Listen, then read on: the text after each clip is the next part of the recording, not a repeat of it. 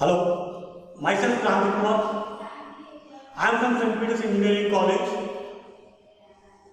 I was glad to take the classes in the online session. Thank you for the opportunity for the management.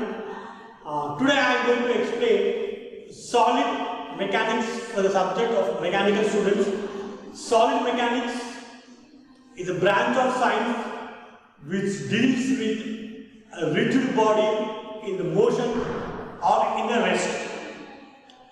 In the universe, there are many objects which are moving and which are in stationary, which are in somewhat force is happening. To find out that kind of subject comes under this mechanics. For the mechanical engineers, it is one of the most important subjects to learn as a basis. So to continue that, I am going to share my knowledge in these sessions. Like I am going to cover all these topics. These are my objectives, like what is a solid mechanics and what are the different types of force in this solid mechanics and types of forces and resolution of forces. See, we see in every place there is a mechanics subject will be there. I want to lift this duster, there is some force. I want to throw this duster, there is some force is taking place. For every action, there is equal and opposite reaction according to Newton's third law. There are some forces exist in the universe.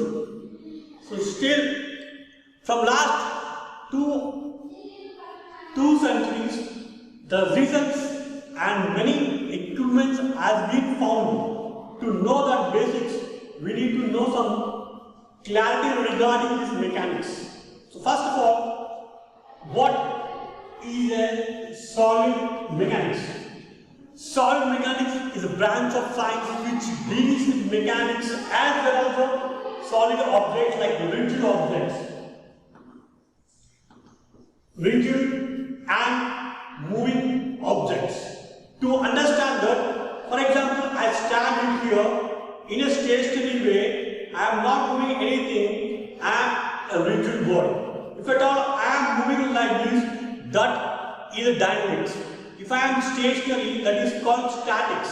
If I am moving, that is called dynamics.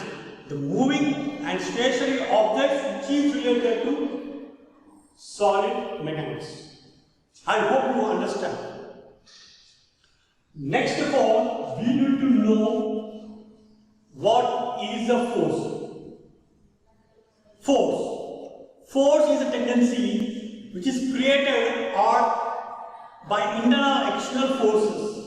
I want to move some object, we require force. I want to pull some object, we require force. I want to break this chalk piece, I require force. Everywhere in the universe there is a force existing here. We need to know which type of force it is.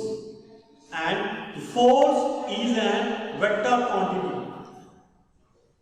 This object is moving like this in a particular direction, have some magnitude, have some weight that is called as force. I am throwing like this, it is moving from here to here, there is some force is happening.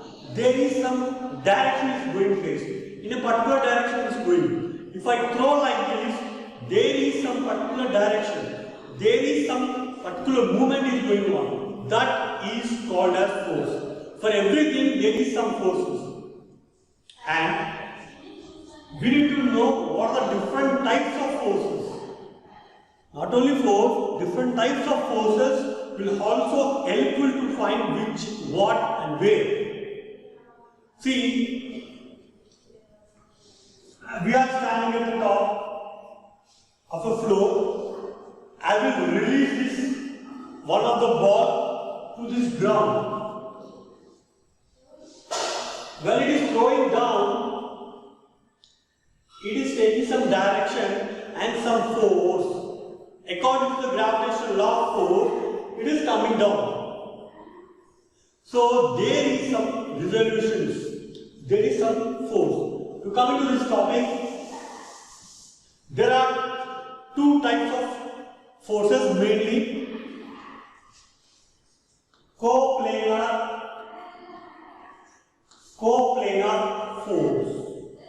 and non-coplanar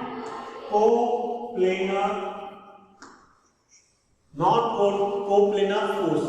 Force is classified into two types. Coplanar. What is this coplanar? The force act on one plane is called coplanar. That means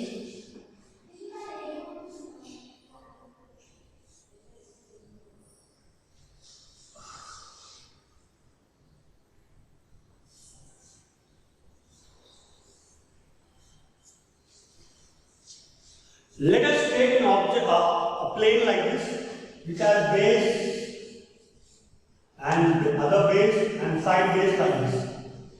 This is a plane. This is a plane. So this is one plane, and this is another plane.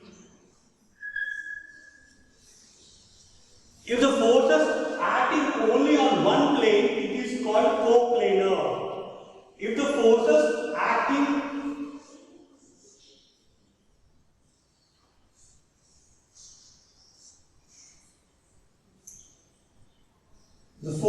are acting at different planes, like here, here, and here.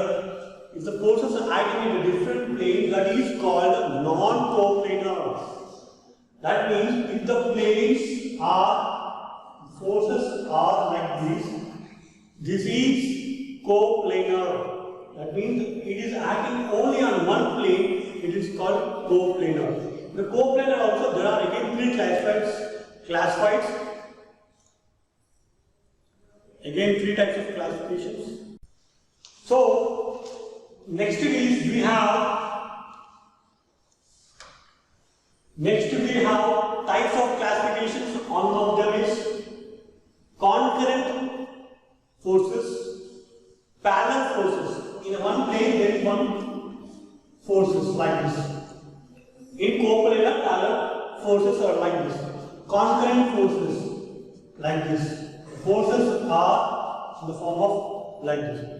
And non-concurrent, non-parallel, which is not represented in one plane. It is in the different types of planes. The forces are like this in non-coplanar forces. Similarly, here also we have different types of non-concurrent parallel forces. So, till now we learned about different types of planes and what is force. Force have some magnitude and direction. Force is magnitude and direction. So, according to the Newton's second law,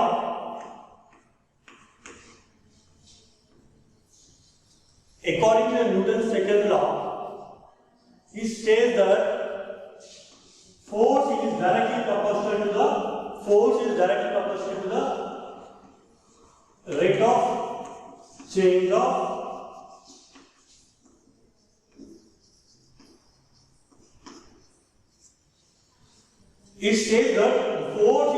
proportional to the rate of change of movement according to the Newton's second law.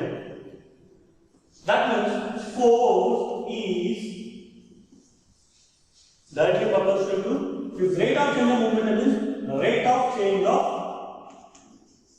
velocity. Rate of change of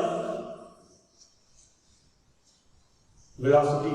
If it is a velocity, the rate of change of acceleration. The rate of change of accelerations, this comes under mass into accelerations.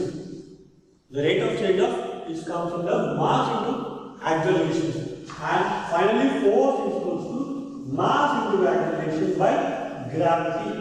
Which is a theory of which is a small formula which is created by scientists. Ma by G, taking consideration of gravitational force. So, Newton has classified three important laws of force. Second one is the rate of change of force is depends upon movement. Force is directly proportional to the rate of change of momentum. That rate of change of momentum which comes under velocity. Velocity is nothing but velocity is rate of change of acceleration. Acceleration is considered consideration of A, and if you take in consideration of mass also, F directly proportional to ma by G is a universal formula related to force in every. So when a number of forces are taken consideration to find out resolution of forces explain that when number of forces act on a body to keep that body equilibrium conditions,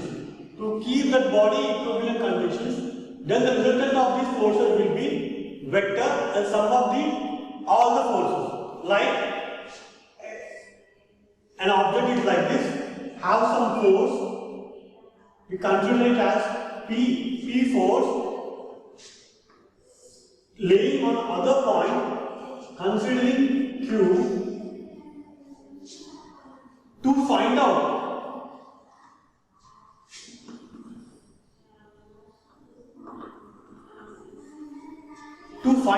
P and Q components, we are taking a kind of force called resolution of forces. To explain a simple example, I am standing here, I have thrown a ball in the ground. The ball will move from here to here. At an angle. I want to know the forces of the ball, how it is going in vertical way and horizontal way, like this.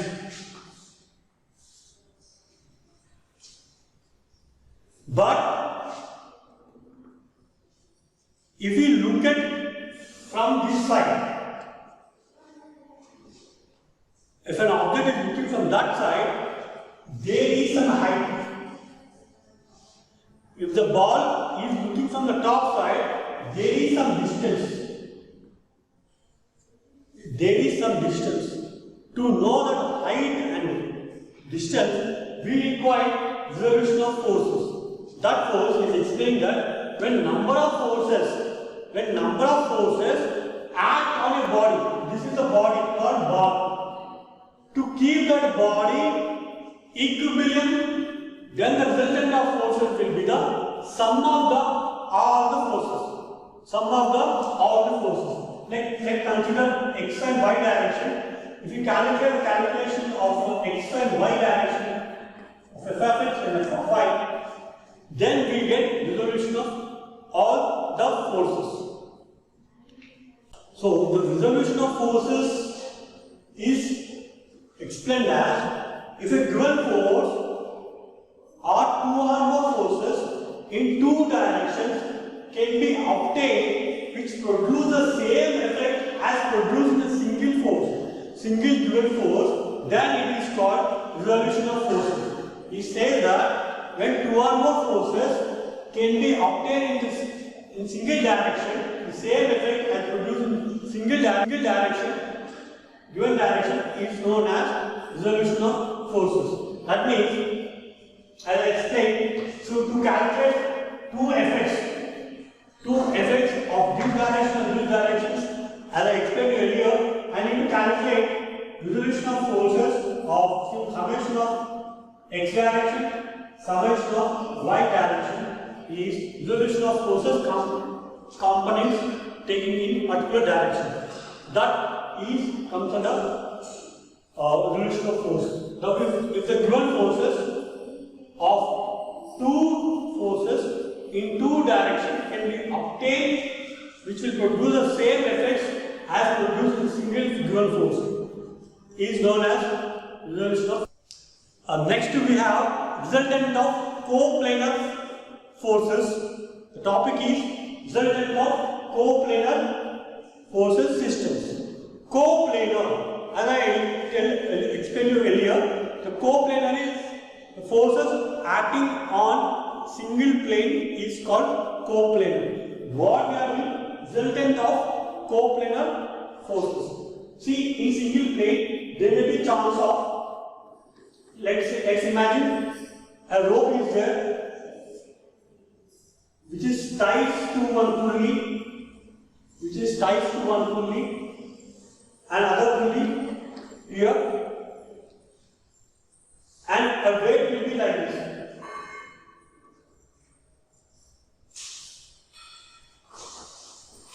There is a force, this is pulley.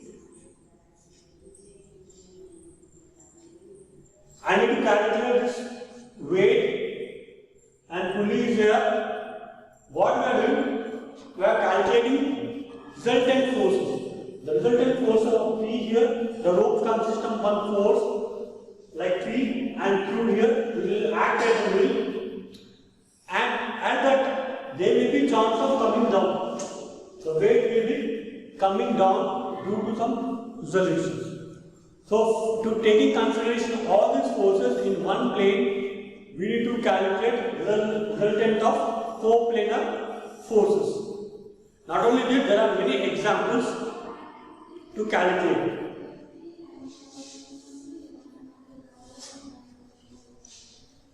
There is a x and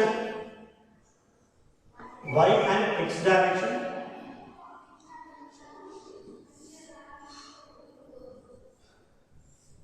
Having P1 force, another force is here, having P2 here, and other force P3 and other force P4. There are four main forces with the consideration of x and y directions. They are in particular angles. 30 degrees, 60 degrees, approximately it is 120 degrees, and approximately it is 230 degrees from clockwise direction.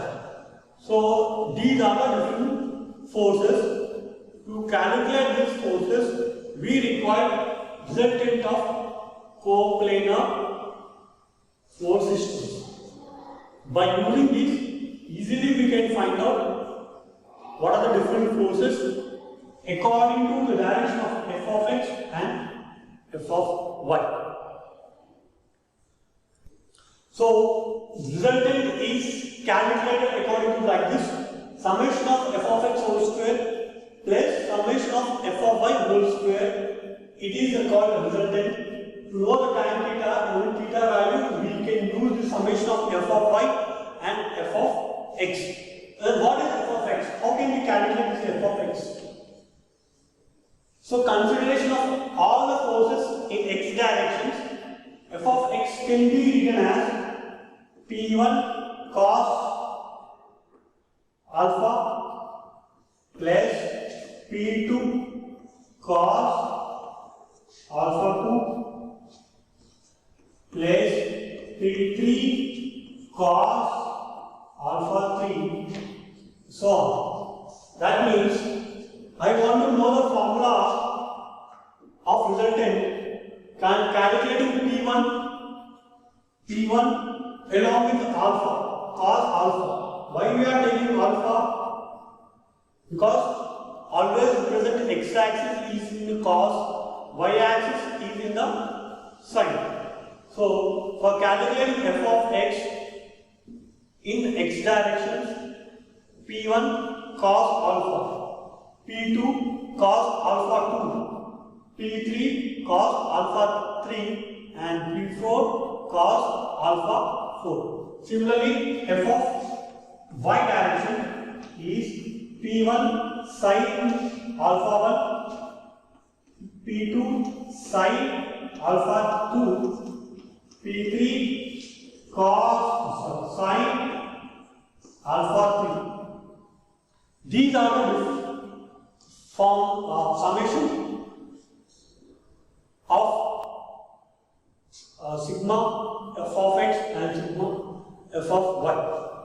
I mean summation of f of x and summation of f of y. Then we can get the resultant. After getting resultant, we can also find the tan theta or summation of f of y by summation of f of x. Thank you.